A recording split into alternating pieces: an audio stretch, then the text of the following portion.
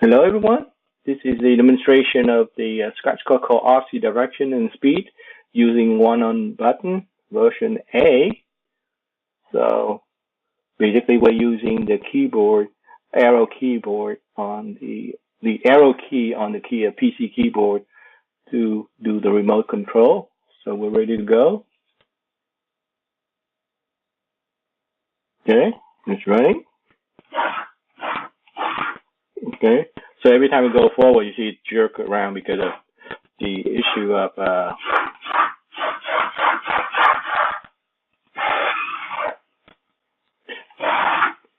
let me see. You're going to see it here. So you're going to go.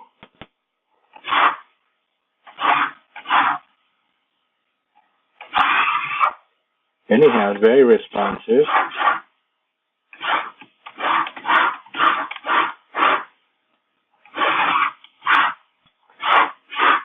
Especially on the hard cable.